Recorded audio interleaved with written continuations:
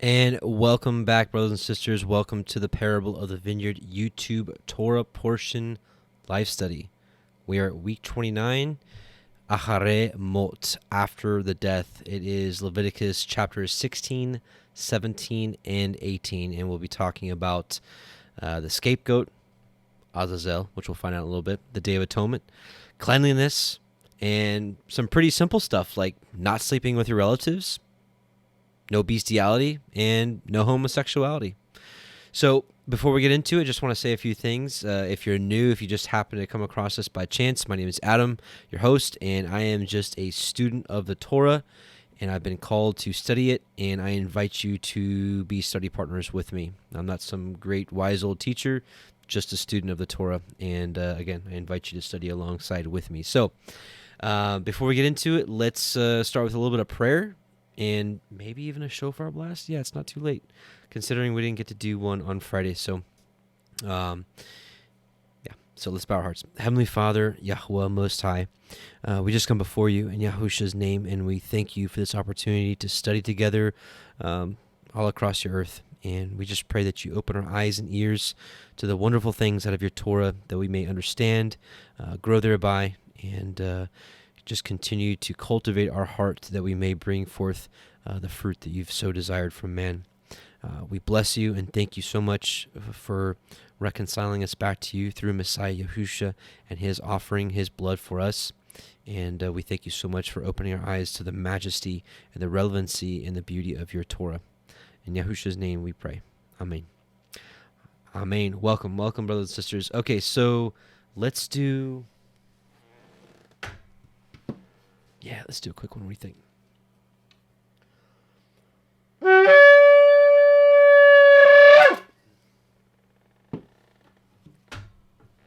Okay. All right, so let's get right into it because we got quite a bit to go over. And for those of you that are here with me tonight, sorry I couldn't do this on Friday night, but we were doing second Passover, which was awesome. And so I wasn't able to be live. So here we are on Monday night. And we only got a couple more weeks of Leviticus, and we're already into Numbers. So, man, this year is going by fast. So Leviticus 16, verse 1. Give me a moment, and we will get started. Give me just a moment. Let me just take a look at the chat real quick. Okay, looks good. Okay, sounds good. Let's get on it then. So Leviticus 16:1, and we will be reading from the CEPHER version. CEPHER version you can get for free on eSword. You can download it for free. You can get the app for free and read the 66 books. You can upgrade for a nominal fee to get the removed books like Enoch and Jasher and Jubilees. There's tons of great options out there. The HalleluYah scriptures, the TS 1998, the TS 2009. But this just happens to be my favorite one. So here we go. Leviticus 16:1. And Yahweh spoke unto Moshe after the death of the two sons of Aaron, when they offered before Yahweh and died. And Yahweh said unto Moshe, Speak unto Aaron your brother, that he come not at all times into the holy place, within the veil before the mercy seat, which is upon the ark, that he die not. For I will appear in the cloud upon the mercy seat. Thus shall Aaron come into the holy place, with a young bullock for a sin offering, and a ram for a burnt offering. He shall put on the holy linen coat, and he shall have the linen breeches upon his flesh, and shall be girded with a linen belt, and with a linen turban shall he be attired. These are holy garments. Therefore shall he wash his flesh in water, and so put them on. And he shall take of the assembly of the children of Yisrael 2 kids of the goats for a sin offering, and 1 ram for a burnt offering. And Aaron shall offer his bullock of sin offering, which is for himself, and make an atonement for himself and for his house. And he shall take the 2 goats, and present them before Yahweh at the door of the tabernacle of the assembly. And Aaron shall cast lots upon the 2 goats, 1 lot for Yahweh, and the other lot for Azazel. So in, like, for example, For example here, so like in the KJV that a lot of us are used to, it says, and the CEPHER got it right. So we just read here, we read verse 8, the other lot for Azazel. So normally a lot of us know this as the scapegoat, and this is a term that's even used today. A scapegoat, right? Like everything is just put on this one person, and this person's like the fall guy, the scapegoat. And so that's kind of what we're talking about here, is that Azazel is the scapegoat. And I'll read a few more verses, and then we'll actually pause and talk about why this scapegoat is Azazel. And Aharon shall bring the goat upon which Yahweh's lot fell and offer him for a sin offering. But the goat on which the lot fell to be for Azazel shall be presented alive before Yahweh to make an atonement with him and to let him go for Azazel into the wilderness. So let's stop here and let's talk about this for a second. So this is the Day of Atonement, and this was actually the only day out of the year that they were allowed to go into the most holy place. Otherwise, no, off limits. So that was once a year they would go in and do this. And you saw here that first of all, Aharon had to make a sin offering for himself first, and then for the people, right? And that's kind of some of the stuff we read about in Hebrews. I think it's chapter 7. Might as well actually tell you what. Might as well just look it up real quick. I think it's Hebrews 7. Yeah, here we go. This is talking about, of course, Yahusha, our high priest forever now. For such an high priest became us, who is holy, harmless, undefiled, separate from sinners, and made higher than the heavens, who needeth not daily, as those high priests, to offer up sacrifice, first for his own sins, and then for the people's. For this he did once when he offered up himself, right? So Messiah Yahusha did it once and for all. Whoops, wrong tab. He did it once and for all, and he doesn't have to offer up sin for himself. Why? Because he was this spotless lamb. He was sinless.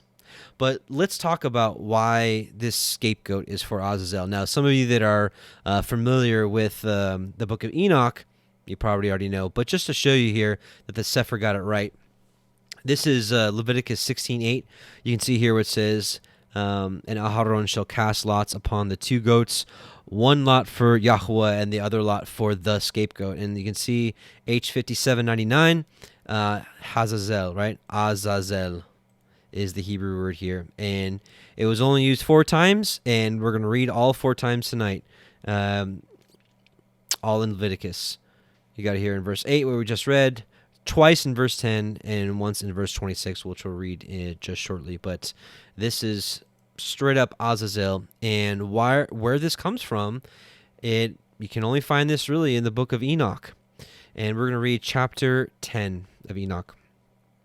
Then said the Most High, the Holy and Great One, spake and sent Uriel to the sons of Lamech, and said to him, Go to Noah, and tell him in my name, hide thyself, and reveal to him the end that is approaching, that the whole earth will be destroyed, and a deluge is about to come upon the whole earth, and will destroy all that is on it. And now instruct him that he may escape, and his seed may be preserved for all the generations of the world. And again Yahweh said to Raphael, Bind Azazel hand and foot, and cast him into the darkness, and to make an opening in the desert which is in Dudael, which we already read, right? We actually didn't even read this yet, but what we're going to read here just shortly is that the scapegoat, Azazel, right, for Azazel, they ascended out into the desert, right, to wander into the wilderness. So again here, bind Azazel hand and foot, and cast him into the darkness, and make an opening in the desert which is in Dudael, and cast him therein, and place upon him rough and jagged rocks, and cover him with darkness, and let him abide there forever, and cover his face that he may not see light. And on the great day of judgment he shall be cast into the fire, and heal the earth which the angels have corrupted, and proclaim the healing of the earth, that they may heal the plague, and that all the children of men may not perish through all the secret things that the watchers have disclosed and have taught their sons. Now listen closely. And the whole earth has been corrupted through the works that were taught by Azazel.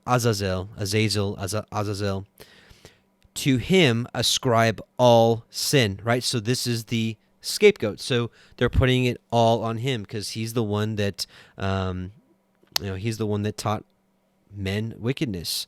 And, different versions have different names for the serpent, in the garden, or Hasatan that went into the serpent in the garden. Jubilees makes that pretty clear that it was Hasatan that actually went into the serpent or the dragon. That's a whole nother topic, right? But the one that seduced Eve, right? Later on in this book, it also calls him Gadriel. So anyways, but so again, to him ascribe all sin. So everything is put on Azazel. And let's see, do we need to go any further? No, we'll stop right there. So yeah, this is the root of the Day of Atonement and why we have the scapegoat, aka Azazel. And we're going to find out here in a little bit that he's going to be sent into the desert, which actually I wanted to keep that up because I wanted to reference it again in a second. So let's keep reading. So we'll read verse 10 again. But the goat which on which the lot fell to be for Azazel shall be presented alive before Yahweh to make an atonement with him, and to let him go for Azazel into the wilderness, or aka desert. And Aharon shall bring the bullock of the sin offering which is for him, and shall make an atonement for himself and for his house, and shall kill the bullock of the sin offering which is for himself. And he shall take a censer full of burning coals of fire from off the altar before Yahweh, and his hands full of sweet incense beaten small, and bring it within the veil. And he shall put incense upon the fire before Yahweh, that the cloud of the incense may cover the mercy seat that is upon the testimony, that he die not. And it is kind of interesting. I'm just going to be honest, it's pretty interesting. If you remember what we read in... if you're with us during the Exodus readings when we were in Exodus 31, what comprised this incense, it is kind of interesting what was burning in the tabernacle, the incense. So pretty crazy. No, I'm not gonna say crazy. That's not crazy. This is Yahweh's his doing. But I just think it's really interesting considering what we've all been taught about certain herbs, and then here it is, being burned in the tabernacle. So if you want to reference that, just take a look at Exodus chapter. Is it chapter 30 or 31? Let's see. Holy anointing oil. Oh, it's 30. I'm sorry. Exodus 30. Yeah. We'll just take a look at what was in there real quick. So this is the incense that's being, right? So moreover, Yahweh spake unto Moshe, saying, Take thou also unto the principal spices of pure myrrh 500 shekels, and of sweet cinnamon half so much, even 250 shekels, of sweet calamus. Now this is, if you look at the Hebrew here, it's cannabosum, which if you do some research on that, that's what I'm talking about, which is really interesting, and how we've all been brought up to demonize cannabosum, which is aka cannabis. 250 shekels, and of cassia 500 shekels, after the shekel of the sanctuary, and of oil, olive, and hin. So pretty interesting. And he shall take of the blood of the bullock, and sprinkle it with his finger upon the mercy seat eastward, and before the mercy seat shall he sprinkle of the blood with his fingers 7 times. Then shall he kill the goat of the sin offering that is for the people, and bring his blood within the veil, and do with that blood as he did with the blood of the bullock, and sprinkle it upon the mercy seat and before the mercy seat. And he shall make an atonement for the holy place, because of the uncleanness of the children of Yasharel, and because of their transgressions and all their sins. And so shall he do for the tabernacle of the assembly, that remains among them in the midst of their uncleanness. And there shall be no man in the tabernacle of the assembly when he goes in to make an atonement in the holy place, until he come out and have made an atonement for himself and for his household and for all the assembly of Yasharel. And he shall go out unto the altar that is before Yahweh, and make an atonement for it, and shall take of the blood of the bullock and of the blood of the goat, and put it upon the horns of the altar round about. And he shall sprinkle of the blood upon it with his fingers 7 times, and cleanse it, and hallow it from the uncleanness of the children of Yasharel. And when he has made an end of reconciling the holy place, and the tabernacle of the assembly, and the altar, he shall bring the live goat. Now here we go. This is what I was talking about. And Aharon shall lay both his hands upon the head of the live goat, and confess over him all the iniquities of the children of Yisrael, and all their transgressions and all their sins, putting them upon the head of the goat, and shall send him away by the hand of a fit man into the wilderness. That's interesting, right? Why a fit man? I want to take a look at the KJV really quickly. So it's 16. Oops. That was 16:21. Hand of a fit man. Huh. Yeah. Yeah. And the goat shall bear upon him all their iniquities unto a land not inhabited. So it's like a desert, right? And he shall let go the goat into the wilderness. Yeah, the wilderness. I think this was like more like desert. Let me just look at it real quickly.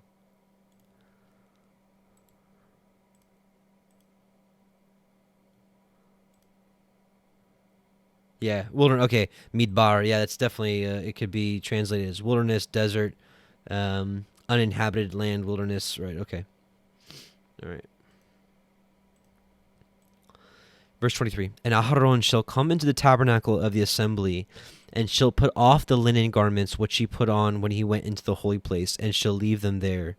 And he shall wash his flesh with water in the holy place, and put on his garments, and come forth, and offer his burnt offering, and the burnt offering of the people, and make an atonement for himself and for the people. And the fat of the sin offering shall he burn upon the altar. And he that let go the goat for Azazel shall wash his clothes, and bathe his flesh in water, and afterward come into the camp. And the bullock for the sin offering, and the goat for the sin offering, whose blood was brought in to make atonement in the holy place, shall one carry forth without the camp, and they shall burn in the fire their skins, their flesh, and their dung. And he that burns them shall wash his clothes, and bathe his flesh in water, and afterward he shall come into the camp. And this shall be a statute forever unto you, that in the 7th month, on the 10th day of the month, ye shall afflict your souls, and do no work at all, whether it be one of your own country, or a stranger that sojourns among you. For on that day shall the priest make an atonement for you, to cleanse you, that ye may be clean from all your sins before YHWH. It shall be a Shabbat of rest unto you, and ye shall afflict your souls by a statute forever. So we, we'll talk more about this when we get to Leviticus 23 with the all the feast days. But people, I've heard the debate both sides. What afflicting your souls means on the Day of Atonement. Most people would agree that one of the best ways to afflict your soul is to fast that day. Some people would argue, hey, it's a feast day of Yahweh. It's not necessarily a feast day. It's a moed, but that's not a day for fasting. So I've seen both sides of it. Until I'm persuaded otherwise, I feel that fasting is a good thing for that day. So yeah, like I said, we'll talk more about it in a few weeks when we get to chapter 23. And the priest, whom he shall anoint, and whom he shall consecrate to minister in the priest's office in his father's stead, shall make the atonement, and shall put on the linen clothes, even the holy garments. And he shall make an atonement for the holy sanctuary, and he shall make an atonement for the tabernacle of the assembly, and for the altar, and he shall make an atonement for the priests, and for all the people of the assembly. And this shall be an everlasting statute unto you, to make an atonement for the children of Yisrael for their sins once a year, and he did as Yahweh commanded Moshe. So, praise be to Yahweh that we have our eternal high priest, Messiah Yahusha, our Messiah, that he did this once and for all for us, and he doesn't have to do it year after year after year. And praise be to Yahweh that we have that forgiveness, and we have such a great high priest that has done so for us. So, amen to that. All right, so one quick thing that's also interesting about the Day of Atonement. We'll talk again about this when we get to Leviticus 23, but, I was just thinking about this while I was kind of doing this study, and this is Leviticus 23. Something really interesting about the Septuagint version. The Septuagint version, this is the Greek scriptures. This is more than likely what was available during the time of the apostles and the time of Messiah Yahusha. But the Septuagint, I feel like, is a little more reliable. It's 1,100 years older than the Masoretic. The Masoretic is where we get the manuscript for the KJV, the CEPHER, most of the scriptures we read today. But the Septuagint is, it's like 1,100 years older. So anyways, something interesting in talking about the Day of Atonement, here at the end of it, verse 32, it says, "It shall be a holy Sabbath to you, and ye shall humble your souls. From the 9th day of the month, from evening to evening, ye shall keep your Sabbaths." So it's really interesting that it's pluralized here. The word Sabbath, it doesn't say in the Masoretic, it just says you shall keep your Sabbath, right? But in the Septuagint, which I think feels more reliable, it says Sabbaths. So I know there's kind of a debate going on out there, and whether Sabbath we celebrate it from evening to evening, or morning to morning, or just morning to evening. I find this kind of an interesting perspective here, and this is why I've continued. This is one of the bigger reasons why I've continued to do it from evening to evening, regardless of when a day starts and when a day ends. It says right here, "From evening to evening, ye shall keep your Sabbaths." So it seems to speak pretty loudly to me, and I'm still open to being convinced otherwise. But for now, I think this is a pretty good witness here. So it's kind of off topic, but while we're talking about the Day of Atonement, I just kind of wanted to bring that up. I thought it was kind of interesting. So let's move on to chapter 17. Give me just a second.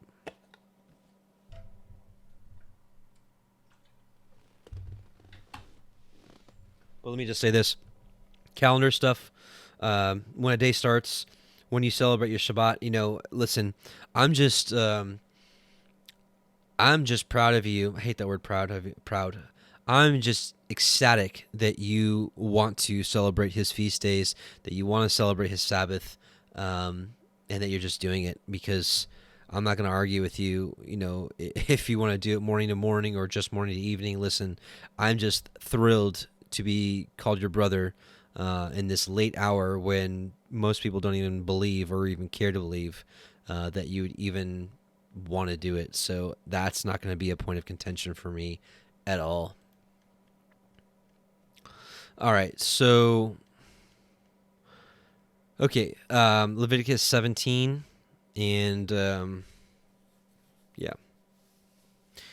Leviticus 17:1. "And Yahweh spoke unto Moshe, saying, Speak unto Aaron and unto his sons and unto all the children of Yisrael, and say unto them, This is the thing which Yahweh has commanded, saying, What man soever there be of the house of Yisrael that kills an ox or lamb or goat in the camp, or that kills it out of the camp, and brings it not unto the door of the tabernacle of the assembly to offer an offering unto Yahweh before the tabernacle of Yahweh, blood shall be imputed unto that man. He has shed blood, and that man shall be cut off from among his people." So this is really interesting. This is something I didn't really see last year when I went through this. So this is saying that if you sacrifice one of the three animals, which are the sacrificial animals, ox, lamb, or goat, and you don't bring it to the tabernacle, you're cut off from the people.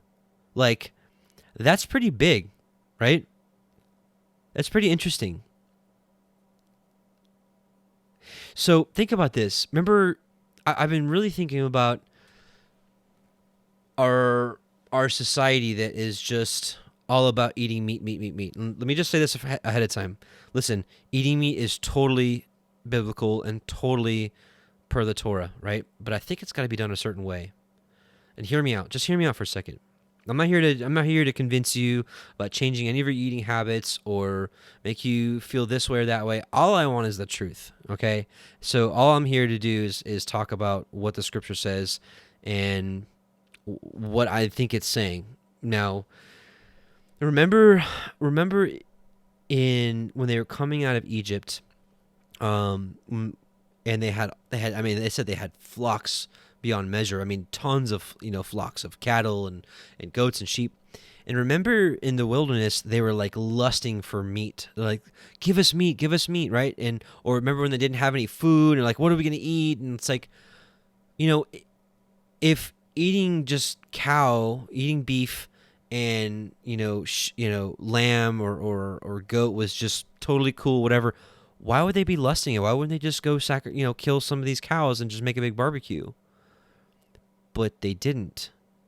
And they acted like there was no meat until the quail came down, right? And Yahweh got upset. He was mad. He's like, you lusted after flesh, so I'm going to have flesh coming out of your nostrils. You're coming out of your ears. So here's what it's saying is if you're going to eat ox, lamb, or goat and you don't bring it to the tabernacle first, you're cut off from the people. What is it actually saying? Let's look at another passage about this. It's kind of similar. Deuteronomy 12:11-23. Then there shall be a place which Yahweh your Elohim shall choose to cause his name to dwell there. Thither, so this is talking about Jerusalem. There, right? Thither ye shall bring all that I command you, your burnt offerings and your sacrifices, your tithes and the heave offerings of your hand, and all your choice vows which ye vow unto Yahweh. And ye shall rejoice before Yahweh your Elohim, you, and your sons, and your daughters, and your menservants, and your maidservants, and the Levite that is within your gates, for as much as he hath no part nor inheritance with you. Take heed to thyself that thou offer not thy burnt offerings in every place that thou seest. Right. So here, this is kind of going along with what we just said right here. You don't just you don't just eat this wherever you want. Okay. So take heed. Okay. Verse 14, but in the place which Yahweh shall choose in one of thy tribes, there shalt thou offer thy burnt offerings, and there shalt thou do all that I command thee. Notwithstanding, thou mayest kill and eat flesh in all thy gates. So here we go. So in here it's saying you can eat meat, right, whenever you want. Whatsoever thy soul lusteth after, according to the blessing of Yahweh thy Elohim, which he hath given thee. The unclean and the clean may eat thereof, as, now it's telling you what kind of meat you can eat, right? As the roebuck and of the heart, right? So like deer meat. You go out and go be like Esau. I'm not saying you be like Esau if you're a hunter. I'm just saying go out and hunt some deer and bring it back, right? Only ye shall not eat the blood thereof. Ye shall pour it upon the earth as water. Thou mayest not eat within thy gates the tithe of thy corn, or thy wine, or thy oil, or the firstlings of the herds, or of thy flocks, nor any of thy vows which thou vowest, nor thy freewill offerings, or heave offerings, offering of thine hand. But thou must eat them before Yahweh thy Elohim in the place with which Yahweh thy Elohim shall choose, you, and your son, and your daughter, and your menservant, and your maidservant, and the Levite that is within your gates, and ye shall rejoice before Yahweh thy Elohim in all that thou puttest thine hands unto. Take heed to thyself that thou forsake not the Levite as long as thou livest upon the earth. When Yahweh thy Elohim shall enlarge thy border, as he hath promised thee, and thou shalt say, I will eat flesh, because thy soul longeth to eat flesh, thou mayest eat flesh. So again, eating meat, totally biblical, Torah, totally in the Torah, right? Whatsoever thy soul lusteth after. If the place which Yahweh thy Elohim hath chosen to put his name there be too far from thee, then thou shalt kill of thy herd and of thy flock, which Yahweh hath given thee, as I have commanded thee, and thou shalt eat in thy gates whatsoever thy soul lusteth after. Even as the roebuck and the hart is eaten, so thou shalt eat them. The unclean and the clean shall eat of them alike. Only be sure that thou eat not the blood, for the blood is the life, and thou mayest not eat the life with the flesh. So, when it says right here, whatsoever thy soul lusteth after, hey, maybe that does mean that you can just, if you've got cattle, you can just slaughter it whenever you want to, and a sheep, you can just or lamb. You can just slaughter it whenever you want to and eat it whenever you want to. Some would say, hey, no, he's saying right here, even as the roebuck, right? Like deer, like it needs to be an animal like that. So it's not really cut and clear or clear cut. But again, it just really, it really makes me question, how often we're to eat meat like that. Is this normal every day, just, throwing meat in your mouth? I mean, is that how he wants it to be? Maybe it is. Maybe it absolutely is. It's just a question I have, and it's just something I just wanted to bring up. I don't have all the answers. Like I said from the get-go, I'm just a student. I am not some great teacher. I have some questions because I'm at a point where I realize that almost everything we've been taught in this world is almost false. Right? Now, I will say that there is this push in this new age movement for vegan, like substitute cheese and substitute meat. And I mean, that is not what I'm talking about at all. I think YHWH has made amazing animals to produce amazing things for us, like cows with their milk and, cheese. Same thing with goats and, goat's milk and goat's cheese and chickens and eggs. And I'm all about eating the fruits of these animals. But, we're so far removed from an agricultural lifestyle. If you think about like cattle and chickens, if you think about how much milk like a certain cattle can produce for you, like, this cow, each cow can produce, I don't even know, because I'm far removed from it, but let's say 20 gallons of milk, in a month. I don't even know how accurate that is. But, for you to be like, hey, I will forego 20 gallons of milk this month. I'm going to sacrifice this animal so I can eat it in, 1 or 2 days. That is a sacrifice. It really is. And maybe that's one of the reasons why they didn't just kill all their cattle or kill some of the cattle when they came out of Egypt, when their souls were lusting after flesh, and so YHWH sent them the quail. Just something to consider. But yeah, weird rabbit hole. But I just really wanted to talk about it. Yeah. So Leviticus 17:5. To the end that the children of Yisrael may bring their sacrifices, which they offer in the open field, even that they may bring them unto YHWH, unto the door of the tabernacle of the assembly, unto the priest, and offer them for peace offerings unto YHWH. And the priest shall sprinkle the blood upon the altar of YHWH at the door of the tabernacle of the assembly, and burn the fat for a sweet savor unto YHWH. One last thing on the meat thing. Listen,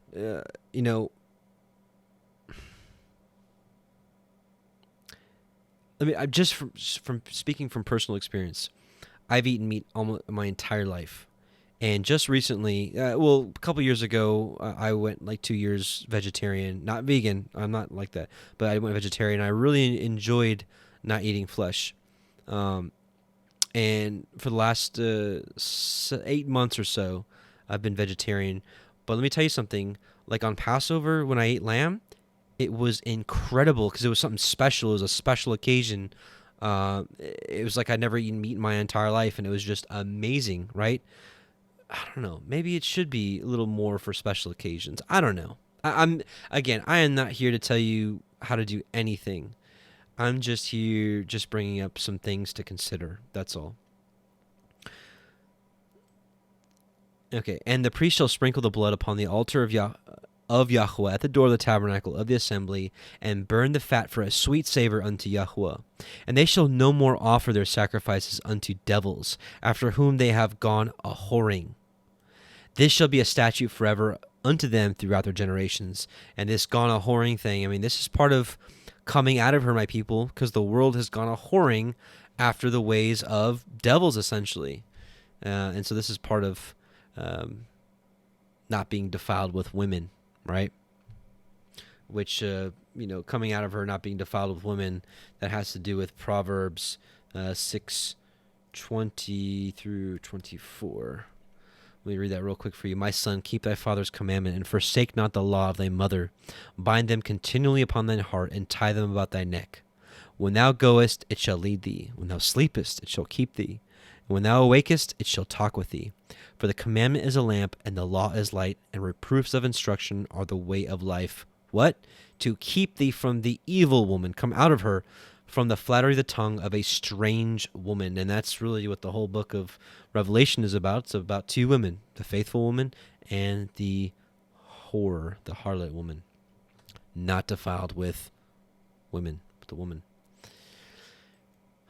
Leviticus 17:8, and you shall say unto them, whatsoever man there be of the house of Yisrael, or of the strangers which sojourn among you, that offers a burnt offering or sacrifice, and brings it not unto the door of the tabernacle of the assembly to offer it unto Yahweh, even that man shall be cut off from among his people.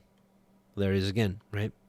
So essentially, again, if you want to eat, this is what the Torah is saying right here, is if you want to eat an ox, a lamb, or a sheep, was it? Oh, man. Yeah, ox, lamb, or goat. You need to bring it to the tabernacle now. Of course, we don't have one right now, so maybe that's all bets are off right now. I'm just some things to consider. Okay, Leviticus 17:10. And whatsoever man there be of the house of Yisrael, or of the strangers that sojourn among you, that eats any manner of blood, I will even set my face against that soul that eats the blood, and will cut him off from among his people. For the soul of the flesh is in the blood. He and I have given it to you upon the altar to make an atonement for your souls. For it is the blood of him that makes an atonement in the soul. Therefore I said unto the children of Yisrael, no soul of you shall eat blood, neither shall any stranger that sojourns among you eat blood. And whatsoever man there be of the children of Yisrael, or of the stranger that sojourns among you, which hunts and catches any beast or fowl that may be eaten, he shall even pour out the blood thereof, and cover it with dust. For it is the life of all flesh. The blood of it is for the life thereof. So the life of our bodies is in the blood. And there's something to that. And that's why these sickos that run this world, that do disgusting things, with people, children, sacrifices, eating blood, it's all the same stuff they've been doing for thousands of years. You ever wonder why these celebrities looks like they never age? Well, it's because they're renewing their fleshly life with the blood. They're preserving it. Why do you think all these sickos live to be, I shouldn't talk like that. I'm sorry. Why do you think these people live to be, 100 years, 110 years, right? Because they're drinking blood. There's this new beauty, beauty trend, fashion trend, beauty trend, whatever you want to call it, where they literally let out some of your blood, and they put it on your face, and you leave it on for for some time, and it like wrinkles just go away, and they're like, oh, it's like magic, right? Well, it's because the blood is alive, right? And it does work. I'm sure it works, but think about what these people go through for their image, for their fleshly image, and it's so temporary, and they just have no idea that we're supposed to be sojourners here, and I feel bad. I really actually feel bad for them, because they're so lost that they would let out some of their blood to remove some of the wrinkles in their face. And there's it's in pop culture, I remember years ago when the that Twilight series come out, in my previous life, I had a girlfriend that was all into that, and she was like, really intrigued by drinking blood, and I'm like, really? Even then I was like, really? Ugh. But apparently there's a lot of people like this that were just fascinated with it, with this whole vampire thing and drinking blood and living forever. And well, there's Hollywood romanticizing drinking blood, right? Anyways, there's a lot more we can talk about that, but let's not get too deep in that rabbit hole today. So anyway, for it is the life of all flesh, the blood of it is for the life thereof. Therefore I said unto the children of Yisrael, ye shall eat the blood of no manner of flesh, for the life of all flesh is the blood thereof. Whosoever eats it shall be cut off. And every soul that eats that which died of itself, or that which was torn with beasts, whether it be one of your own country or of a stranger, he shall both wash his clothes, and bathe himself in water, and be unclean until the evening, then shall he be clean. But if he wash them not, nor bathe his flesh, then he shall bear his iniquity. Okay. So now we will move on to chapter 18.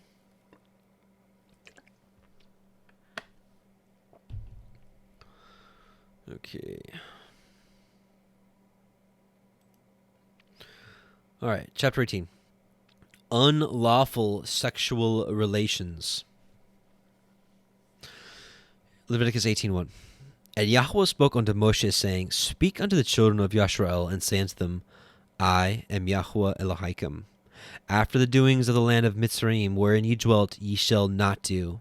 And after the doings of the land of Canaan, whither I bring you, shall ye not do.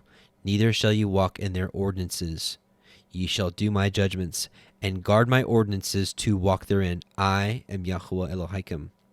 Ye shall therefore guard my statutes and my judgments, which, if a man do, he shall live in them. I am Yahweh. So this is obviously a very famous statement. This was repeated quite a bit by, let's see here.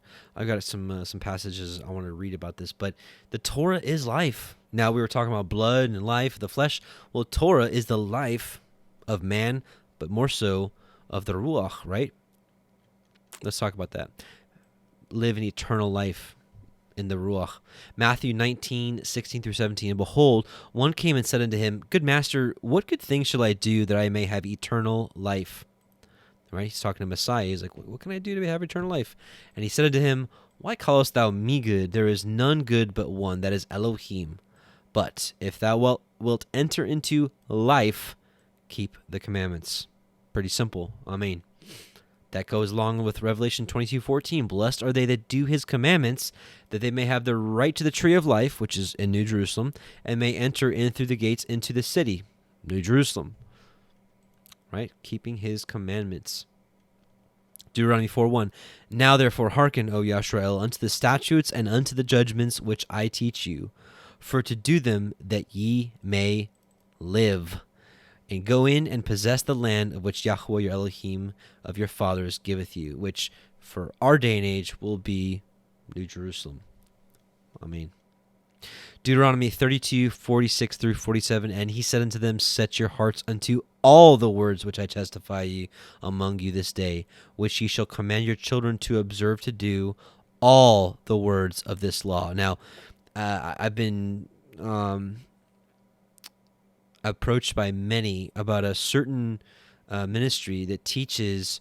It's really interesting. It's like a lot of us have come out of dispensational Christianity, which basically says, we're in the age of grace and we only read Paul's letters. It's Romans through Philemon. It's only us. You don't, we follow Jesus, but we don't keep any of his commandments or sayings because that was before the cross and Paul was after the cross. And I mean, so it's just like so much chaos, right? But at the end of the day, what they do is they just make void the law and be like, it's all in the spirit now. You just believe and then you just walk according to your heart and whatever else that is. So there's this new teaching that it's called, they call it like, Melchizedek, book of the law versus the book of the covenant. And basically they say that it's just the Ten Commandments, right? Everything before the calf, before the golden calf, which throws out like a huge portion of the Torah. It throws out like 80% of it. And so I call it like a backdoor dispensationalism. But truly, if you want to follow Yahuwah, right, which you shall command your children to observe to do all the words of this law, right? And so that includes what's written in Deuteronomy and in Numbers, in Leviticus, and after Exodus 22, 23, whenever the golden calf was. For it is not a vain thing for you, because it is your life, the whole Torah. Now, obviously, stuff about the sacrifices and whatnot, we can't keep that part, but I'll tell you what, I think our attitude should be, let's go through this Torah and let's keep whatever we can. And quite frankly, Torah has been taught to us that it's just the first 5 books of the law, first 5 books of Moshe: Genesis, Exodus, Leviticus, Numbers, and Deuteronomy. But even Yahusha said that book of Psalms was Torah. You ask, hey, where did he say that? When he said, "Is it not written in your law that ye are gods?" Well, that's in the Psalms. Ye are gods.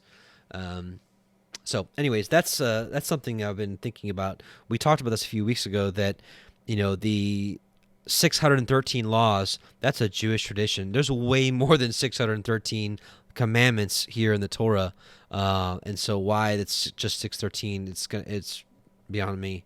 For those of you that are following these pretty closely, you remember, we would read one of the 613, and then the very next verse was another commandment, but it wasn't considered one of the 613. And you're like, well, why was this verse a commandment? Why is this verse not a commandment?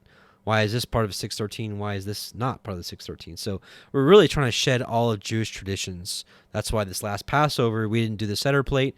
We just did, hey, what does it say in Exodus 12 and 13? Let's do it like that. For it is not a vain thing for you, because it is your life, and through this thing ye shall prolong your days in the land, whither you go over the Jordan to possess it. Ezekiel 20:11-13. And I gave them my statutes, and showed them my judgments, for which if a man do, he shall even live in them. Right? So that's what we're talking about here. Which if a man do, he shall live in them. Moreover, also I gave them my Sabbaths, to be a sign, right? To be a sign, a mark between me and them, that they might know that I am YHWH that sanctify them. But the house of Yisrael rebelled against me in the wilderness, and they walked not in my statutes, and they despised my judgments, which if a man do, he shall even live in them. And my Sabbaths they greatly polluted. Then I said, I would pour out my fury upon them in the wilderness to consume them. Now, John 14:6, Yahusha saith unto him, I am the way, the truth, and the life. No man cometh unto the Father but by me. So here, right here, Messiah Yahusha declared himself to be the Torah, because the Torah is the way, Psalm 119, verse 1. The truth, Psalm 119, 142. And the life, which we just read a couple of those, which is in Deuteronomy 32 and a few other places, Deuteronomy 4, verse 1, and quite a few other places. So no man comes unto the Father but by him, by believing on him, right? And believing on his word and keeping his Torah. That is the way to the Father, period. It's always been that way. Nothing's changed. Praise be to Yahuwah. Okay, verse 6. None of you shall approach to any that is near of kin to him to uncover their nakedness. I am Yahuwah. So now he's going to declare sexual immorality. Now, I'm just going to be honest. Interesting questions, right? Maybe you guys can help me out. Again, I'm just a student of the Torah. Not trying to act like I'm some great teacher. Why? We're about to read, you can't sleep with your sister, you can't sleep with your mom, you can't sleep with your cousin, such and such. Why was Abraham allowed to marry his sister? And then, just a few generations later, you've got this law. Because the Torah, to me, is eternal. So maybe you guys can help me out. That's a question of mine. So yeah, maybe I'll take a look at the chat here in a second. Maybe if any of you guys can help me out. That's a question I've never been able to answer.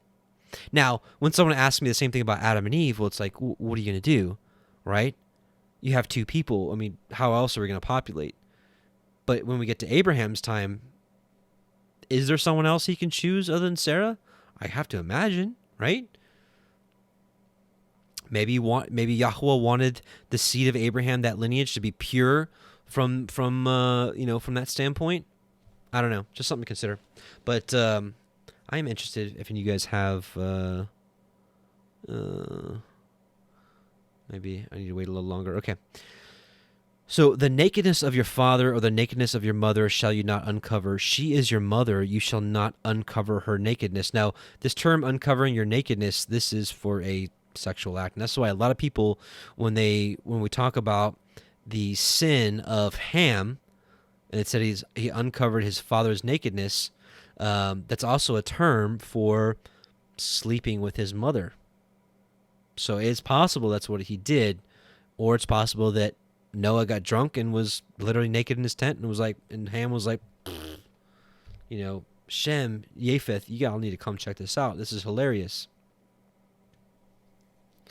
Carly McGinn, it says, I thought Sarah was Abraham's niece, his brother's daughter. No, it definitely she was definitely his half sister.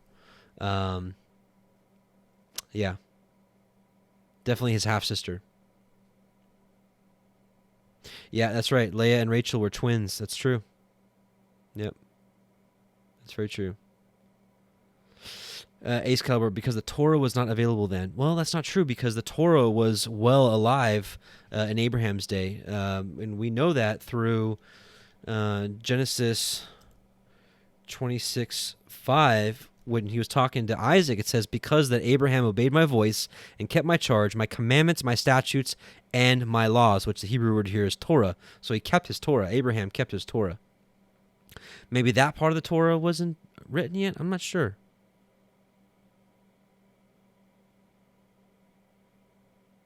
Yeah. Anyways, okay, let's keep going. All right, the nakedness of your father's woman shall you not uncover. It is your father's nakedness. The nakedness of your sister, the daughter of your father, or the daughter of your mother, whether she be born at home or born abroad, even their nakedness you shall not uncover. All right, yeah, the nakedness of your sister. So again, Sarah was Abraham's half-sister. Yeah. The nakedness of your sister, the daughter of your father, or the daughter of your mother. Yeah. So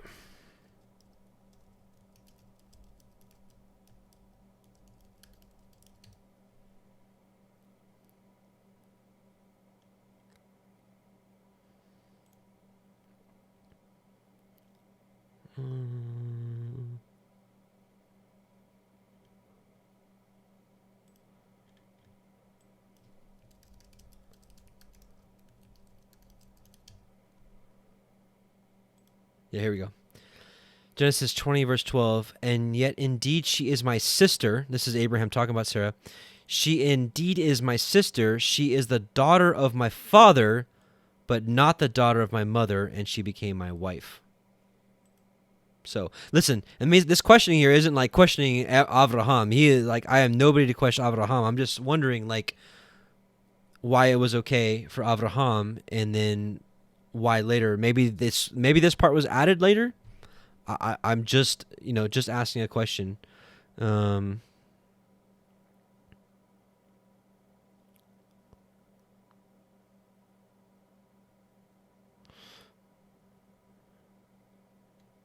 Yeah. Hey, so all of you are saying it's because the Torah was written after Abraham. Yeah. All right. Well, we'll talk about this in the comment section after this is uploaded. I really would like to hear a lot of you guys' input on this, because it's a question that I cannot answer at this point. So just being honest. And I maybe I'm just not learned. Maybe I've got a lot to learn. Maybe. The nakedness of your sister, the daughter of your father, or the daughter of your mother, whether she be born at home or born abroad, even their nakedness you shall not uncover. The nakedness of your son's daughter, or of your daughter's daughter, even their nakedness you shall not uncover, for theirs is your own nakedness. Right? The nakedness of your father's woman's daughter, begotten of your father, she is your sister, you shall not uncover her nakedness. You shall not uncover the nakedness of your father's sister, for she is your father's near kinswoman. You shall not uncover the nakedness of your mother's sister, for she is even your mother's near kinswoman. You shall not uncover the nakedness of your father's brother. You shall not approach to his woman. She is your aunt. You shall not uncover the nakedness of your daughter-in-law. She is your son's woman. You shall not uncover her nakedness. So this is like some obvious stuff, right? This is why I love Torah. It's just cut and dry. Like, don't do this. Don't sleep with your mom. Don't sleep with your sister. Don't sleep with your aunt. Like, awesome. And we as humans, we need these like clear-cut rules, right? You shall not uncover the nakedness of your brother's woman. It is your brother's nakedness. You shall not uncover the nakedness of a woman and her daughter. Neither shall you take her son's daughter or her daughter's daughter to uncover her nakedness, for they are her near kinswoman. It is wickedness. Right? So, yeah, you can't be with a woman and her daughter at the same time. It is wickedness. Neither shall you take a woman to her sister to vex her, to uncover her nakedness beside the other in her lifetime. Neither shall you take a woman to her sister to vex her, to uncover her nakedness besides the other in her lifetime. Well, that would be Leah and Rachel. Maybe this stuff was added afterwards. I'm okay with that. I guess I can handle that. Also, you shall not approach unto a woman to uncover her nakedness, as long as she is put apart for her uncleanness. Moreover, you shall not lie carnally with your neighbor's woman to defile yourself with her. That's adultery. And you shall not let any of your seed pass through the fire to Molech. Neither shall you profane the name of your Elohim. I am Yahuwah. Now, this is when they were burning their sons in the fire, right? This is the stuff that they were doing in the land of Canaan before they moved in. And sure enough, it got reinstituted, especially during the time of Manasseh. Imagine what kind of doctrine they would have. I was actually talking to a brother. His name is also Adam, and he just moved here. We've been hanging out, and we were talking about like the mindset. I mean, can you imagine the mindset of being like, here's my baby. Put it on this fire altar to Molech. They probably really were thinking that they were doing something good. I mean, I would imagine they would have to think that they were doing something good, like, I'm going to sacrifice this child so that the rest of my family can eat, right? Because they were sacrificing it to, the god of weather, Baal, the god of weather or whatever, so that they would have enough weather for their crops and whatnot. Because they totally, obviously went away from Yahweh, so they were sacrificing to these false gods. I mean, imagine the insanity, the mindset that these people were in to actually have their seed pass through the fire to Molech. You shall not lie with mankind as with womankind. It is abomination. So this is how we know that I don't care what you think of the current administration that's running this country. We have legalized homosexuality, and Yahweh calls it an abomination. If this administration was really serving Yahuwah, abortions would be stopped instantly. I mean, every single Planned Parenthood, closed down. These doctors that, do it, and would continue to do it, jailed. These marriages would be canceled immediately, but it's not, and they're not. So it's going to keep happening. We're living in the last days. This wickedness, woe to them that call evil good and good evil. They say love is love. Is it? Do we even know what love means? Biblically speaking?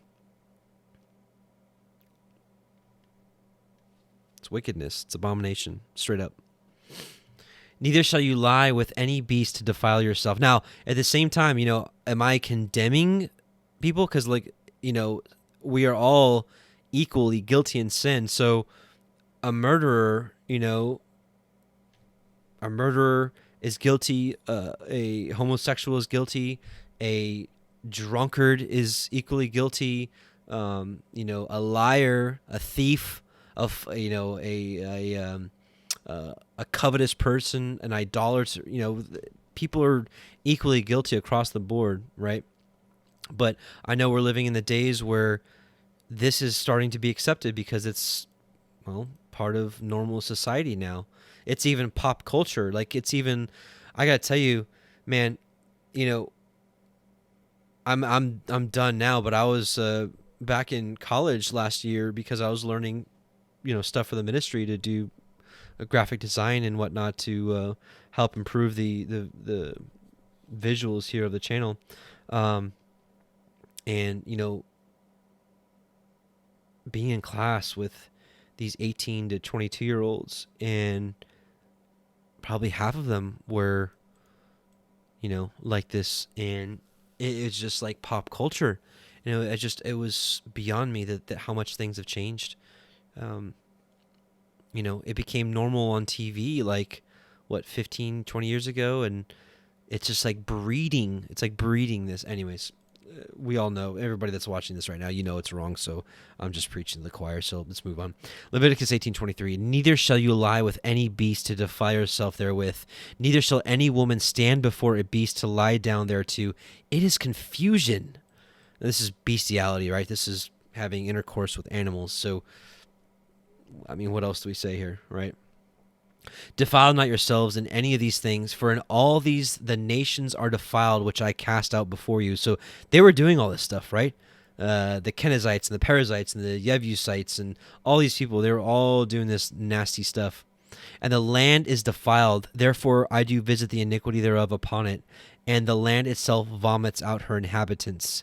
Ye shall therefore guard my statutes and my judgments, and ye shall not commit any of these abominations, neither any of your own nation, nor any stranger that sojourns among you. For all these abominations have the men of the land done which were before you, and the land is defiled. That the land spew not you out also when ye defile it, as it spewed out the nations that were before you.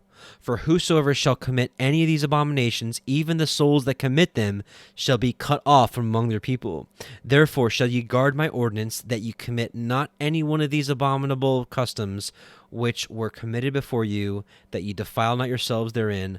I am Yahweh Elohim. Pretty severe, pretty serious. What do you say to all that kind of stuff, Anyways, so a lot of interesting topics tonight, and I pray that maybe you've given you some things to consider. Maybe everything you already knew. Maybe I don't know, but some interesting things that for sure. Yeah, Haste Calibor Disney movie, The Beast and the Princess. Yeah, well there you go. I mean, think about what the phones do now. They change your face into like animals and stuff. It's just so weird, right? Yeah. I imagine a lot of this stuff was happening before the flood. In Jasher it says not only did the angels mate with the women, but they also taught the mixture of different animals and stuff. And anyways, bleh.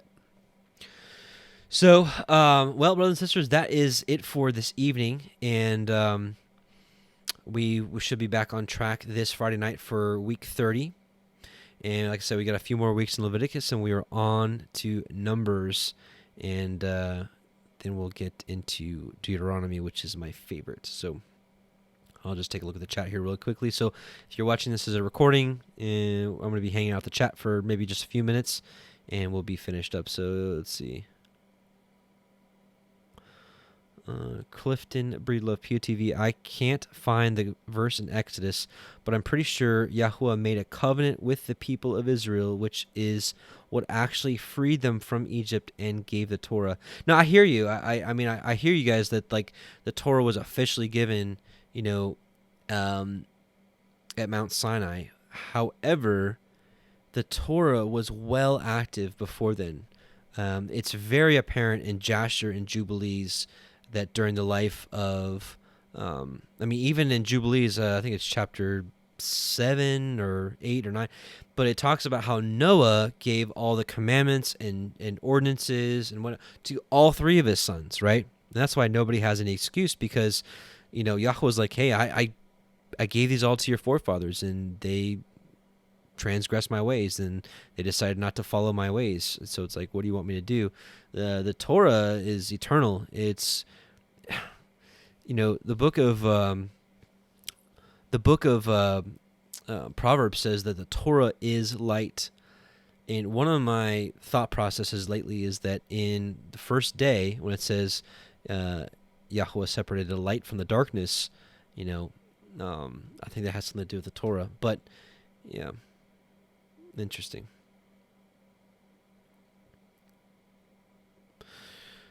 Jesus is mighty God. Do you believe Sunday keeping is the mark of the beast, along other false teachings of men? Here's what I believe. I believe that there is a separation of you either have the mark of Yahweh or you have the mark of the beast. Now, the mark of Yahweh is by keeping his ways. Deuteronomy 6 makes it very clear that his commandments shall be for a sign upon our hand and frontlets between our eyes. So that's your hand and your forehead, just like in Revelation 13, the mark of the beast is in your hand and your forehead as well. With that being said, I believe fully that the beast is Rome, and that they have said on record that their ecclesiastical mark is Sunday. That's the mark of their authority. Could there be a day coming soon where people have to keep Sunday? I don't know. It's certainly interesting. This is a topic I've talked about quite a bit over the years. And, if you watch the very controversial video I did a couple months ago, back in November, December, it's called like the Antichrist Spirit Revealed. I do believe that the image of the beast is the false Messiah that has been perpetrated by the Vatican, the Catholic Church, the beast, the false Messiah that did away with the law, did away with the commandments, and, all I got to do is just, love. I do believe that's the image of the beast. But if it's just, to say it's just the Sunday Sabbath versus the Saturday, I think it's a little more than that, but I think it's definitely part of it. But, yeah.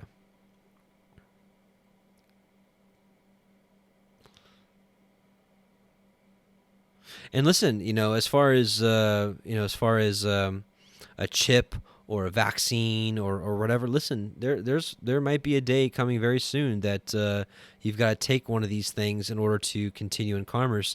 And yeah, definitely don't take it. Is that the mark of the beast though? I don't know.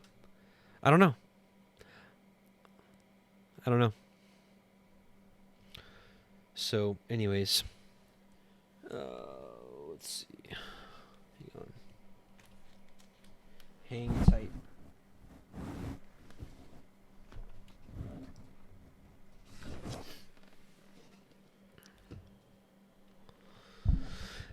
Yeah, Jackson, do you have any thoughts about May 14th global gathering by the Pope? It's something to look at for sure. Over the last few years, I've focused more on, instead of focusing on what the world is doing, truly focusing on the Word, and letting Yah reveal to us when things are going to happen. But that is an interesting day. I think it's the anniversary of Israel and all kinds of stuff. So, I mean, who knows? Who knows? A Big Red G, I have a theory that one of the wings of the beast is the U.S. military. I think that the beast, the Vatican, controls a lot more than a lot of us think. I think the United States is modern-day Egypt in all this. Some would say it's Babylon. That's a whole other topic. If you just use what the Scripture says about Babylon, I think it says something very specific. But, the United States is definitely an arm of the beast. Could even be the second beast. I mean, I don't even know. We're gonna get more into that when we get there in Revelation. But so Crystal says the Pope thing has been changed to October. I didn't hear that. Interesting. Yeah, and there's a lot of good stuff out there about transhumanism and Neuralink and all this kind of stuff. And man, I used to watch all that stuff and really get into it, but I don't know. I stopped focusing so much on what the world was doing and more so on what the word says and letting Yahweh tell us, when things are coming. Anyways, so we're going to end it here. Brothers and sisters, it was a pleasure diving into the word with you. And I pray that Yahweh continue to open our eyes and ears to his Torah, to the wonderful majesty of his Torah, and that we be found worthy as we are waiting for his return. So, with that, let's just see the last question. Adam, let's see, left standing. Adam, who do you think is the 10 horns of the beast of the earth? The fourth beast of Daniel technically only has 7 horns. So that's, you should actually watch, there's a video. Let me just show you this real quick, because honestly, if we're going to understand the end times, we have to understand who the beast is and who Mystery Babylon is. Otherwise, you're just going to get totally confused. Let me show you. Okay, so first of all, as far as the mark, whoever asked me the question about the mark, here I go into a little more. It's only 18 minutes, but it's called Avoiding the Mark of the Beast. I did that about a month ago. You should really check that out. Hang on, let's see what I want to show you. So the Antichrist revealed, I was telling you about earlier. That's right here. What else? Oh, here we go. Mystery Babylon, 35 minutes. If you just let the word do the talking, it's very clear who Mystery Babylon is. Now, again, it's easy to say. I will say this, that almost the entire world is like a daughter of Babylon. So you could say America is like a part of Babylon, all that kind of stuff. But there's only one mystery, mother of harlots and abominations. And if you let the word do the speaking, I think you'll be able to see who the harlot is. But what we were talking about right here, the beast unlocked right here, unlocked the beast of Revelation right here. We talked about the 10 horns and the 3 that were plucked up by the roots. It was essentially after the was it 430 AD or something like that. You had the 10. It was basically the 10. Let's say communities.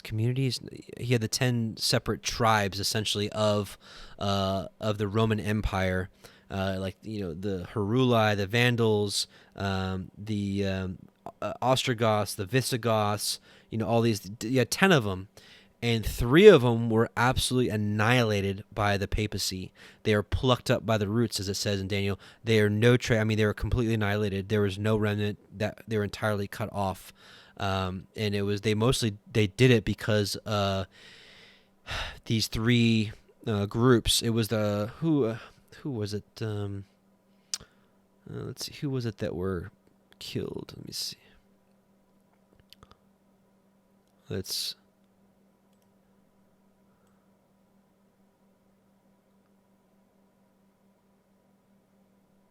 Where was it? Here we go. So you had the Alemanni, the Franks, the Burgundians, the Suevi, the Vandals, the Visigoths, the Anglo-Saxons, the Ostrogoths, the Lombardi, and the Heruli. And I believe it was the Heruli. Who was it? There was 3 of them that were plucked up by the roots that were killed. Anyways, it's 22 minutes. It's a really short video. Just go through it, and it should be able to answer all your questions. But anyways, we're going to end there. And brothers and sisters, hey, blessings to you, and hope to see you guys Friday night. We will continue on our Revelation study. We're going to be in chapter 8 of Revelation, and then we're going to be doing the Torah portion afterwards. So, Yevarechecha Yahweh ve'yishmerecha, Ya'er Yahweh panav elecha v'chnuneka, Yisa Yahweh panav elecha ve'yashem lecha shalom. Yahweh bless you and keep you. Yahweh make his face shine upon you and be gracious unto you. Yahweh lift up his countenance upon you and give you peace. Brothers and sisters, I love you very much, and we'll do a quick prayer, and we'll do the Song of Moshe, and we'll end tonight. So let's bow our hearts. Heavenly Father, Yahweh, Most High, we just come before you again. We thank you truly for allowing us to study your word, to even give us a heart that desires to study your word, because we know that this is a blessing and this is absolutely from you. We thank you. We pray that our lives are worthy of the calling and that we bear much fruit as we continue in belief in Messiah Yahushua and to walk as he walked. We are waiting for you, as your scripture says to do, and we are hoping that your return is nigh, bringing judgment. In Yahushua's name, amen and amen. All right, brothers and sisters, shalom, and we'll see you soon.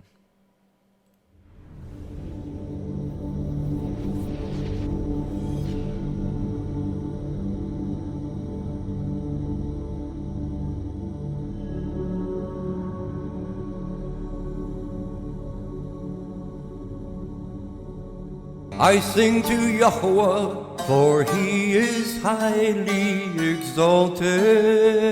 The horse and its rider he has thrown into the sea. Yah is my strength and song, and he has become my deliverance. He is my El, and I praise him, Elohim of my father, and I exalt him. Yahweh is a man of battle, Yahweh is his name.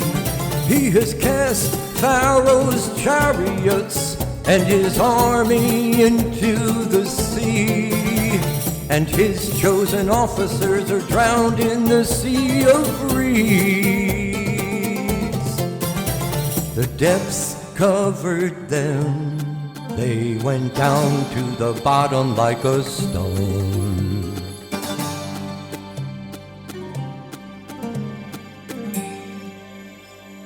Your right hand, O Yahuwah, has become great in power.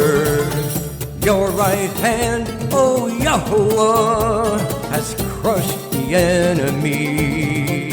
And in the greatness of your excellence, you pulled down those who rose up against you.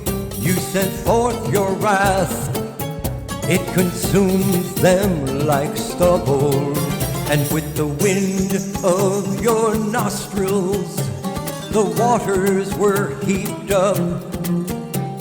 The floods stood like a wall, the depths became stiff in the heart of the sea. The enemy said, I pursue, I overtake, I divide the spoil, my being is satisfied on them. I draw out my sword, my hand destroys them. You blew with your wind, the sea covered them, they sank like lead in the mighty waters. Who is like you, O Yahuwah, among the mighty ones? Who is like you, great in Kodeshah, awesome in praises, working wonders? You stretched out your right hand, the earth swallowed them. In your kindness, you led the people whom you have redeemed. In your strength, you guided them to your Kodesh dwelling. Peoples heard, they trembled, anguish gripped the inhabitants of Pelasheth. Then the chiefs of Edom were troubled, the mighty men of Moab. Trembling grips them, all the inhabitants of Canaan melted.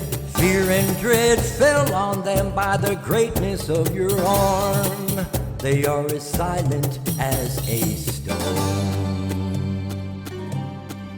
Until your people pass over, O Yahuwah. Until the people whom you have bought pass over. You bring them in and plant them in the mountain of your inheritance. YHWH, which you have made for your own dwelling. The Mikdash, O Yahweh, which your hands have prepared. Yahweh reigns forever and ever.